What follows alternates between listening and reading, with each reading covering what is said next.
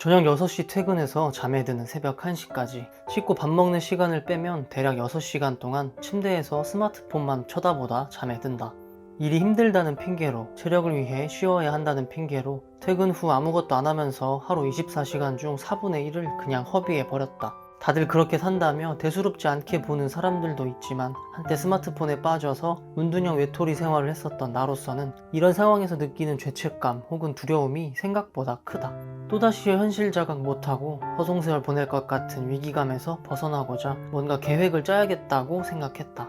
한때 유행하던 갓생 살기, 미라클 모닝처럼 없는 시간을 쪼개어서 하루를 알차게 보내는 그런 거창한 계획을 세우려는 건 아니다. 잠은 잠대로 자고 쉴 건 쉬면서 그저 내가 낭비하고 있는 시간 중 단 몇 시간만이라도 의미 있게 써야 그나마 죄책감이 덜할 것 같았다. 그렇게 가볍게 시작하다 보면 조금씩 스마트폰을 멀리하고 도파민 중독에서도 벗어날 수 있지 않을까 하는 기대감도 들었다. 퇴근 후 6시간, 평일만 잡아도 일주일에 30시간이 남는다. 주말엔 거의 집에만 있어서 하루를 푹 쉬더라도 남은 하루는 온전히 나의 시간이니 일주일에 40시간 정도는 나에게 투자할 수 있다.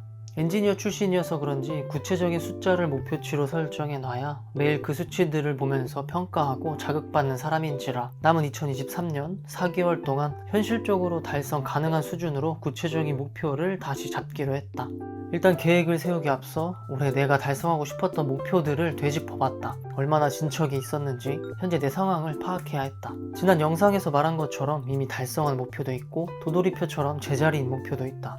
첫 번째, 유튜브의 경우 적지만 꾸준히 성장한다는 생각으로 올해까지 구독자 15,000명의 목표를 잡았다. 남은 4개월 동안 약 3,700명, 월 평균 900명, 하루 평균 30명 정도의 새로운 분들이 구독해 주셔야 하는데 이마저도 학고 유튜버인 나에겐 버거운 목표이긴 하다. 영상 대본을 쓰고 편집하는 데에 적어도 12시간 이상은 할애한다. 그래서 편집하다 지치면 계속 업로드를 미루고는 하는데 게을러지지 않고 꾸준히 자극받기 위해서라도 데일리로 얼마나 구독자가 올랐는지 피드백을 해야 할 것 같다.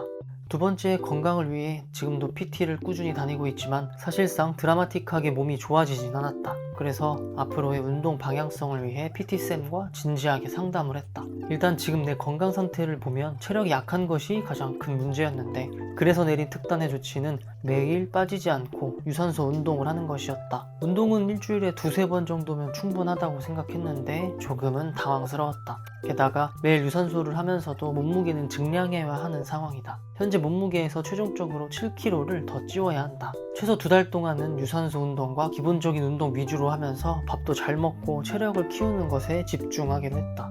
세 번째, 테라리움과 석부작 연습하기. 정신적으로 힘들었던 작년 이맘때 처음 배우기 시작하면서 안정감을 찾는데 많은 도움이 됐다. 실력을 더 쌓아서 남들을 가르칠 수 있는 수준까지 배워볼 생각이다. 아무래도 관련된 일을 하기 때문에 마음만 먹으면 언제든지 연습할 수 있지만 그 마음을 먹기까지가 참 힘들다. 마침 이번에 관련 공모전이 열리면서 작품을 출품하기 위해 오랜만에 석부작을 만들었다.